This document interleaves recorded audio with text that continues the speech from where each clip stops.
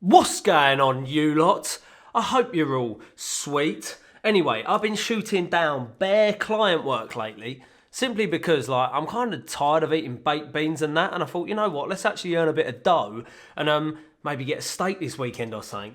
Anyway, I've been shooting loads of interviews while I've been doing this work, and every time the environment has been horrendous for shooting audio. So what I've been doing is actually utilising a technique called clean slating or masking, and I thought, you know what, why don't I just teach the people how to do this? Because it might actually provide a little bit of value for you, and it might clean up some of your interviews. So yeah, mate, let's get stuck in. So we all know when we're shooting interviews, we want to get the microphone as close to the subject's mouth as we possibly can. But a lot of times we're shooting a frame like this, and the closest place that we can actually get it is right here at the top of the frame. And most of the time, that actually doesn't sound that great because it's not that close to the mouth, especially if you're in a room that's proper echoey. The microphone is too far away and it's gonna pick up a lot of that echo and not the actual subject's voice. So mate, let's do a bit of clean slating and clean up our audio, mate. So, first things first, let's get this microphone closer to my hooter.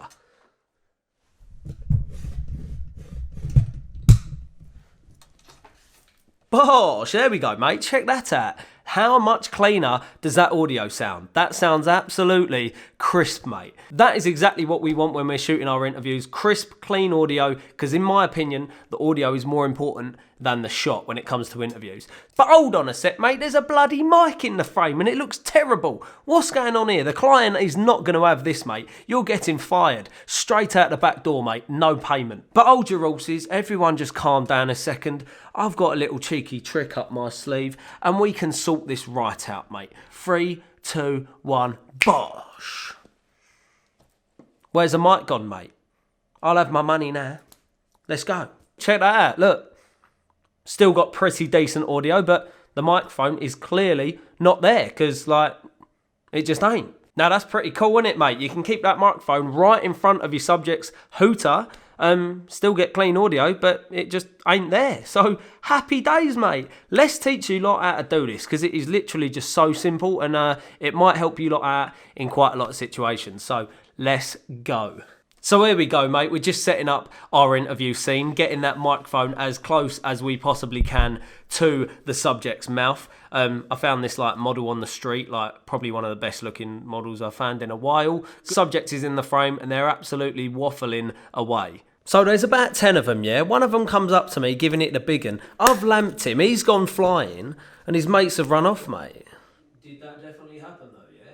Definitely happened. At the end of the interview, we simply take out the microphone and then we capture video without the microphone in the frame. Then all we have to do, mate, is stick that layer, that frame without the microphone on top of our original interview layer. And all we do is we mask out the microphone. So there's about 10 of them, yeah? One of them comes up to me, giving it the big un. I've lamped him, he's gone flying, and his mates have run off, mate. Did that definitely happen though, yeah?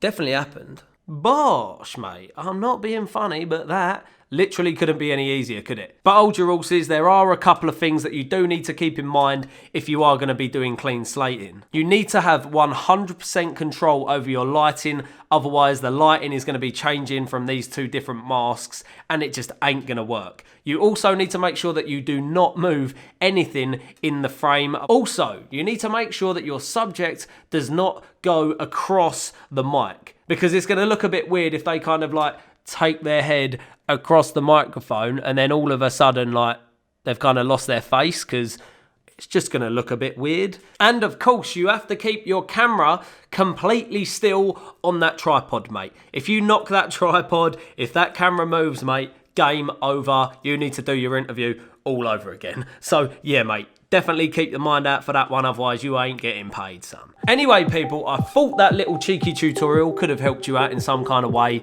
If it did, drop me a little comment and say, James, mate, you're a G. If it didn't, say, James, mate, you're a waste man. And I'll be catching you lot in the next video, mate.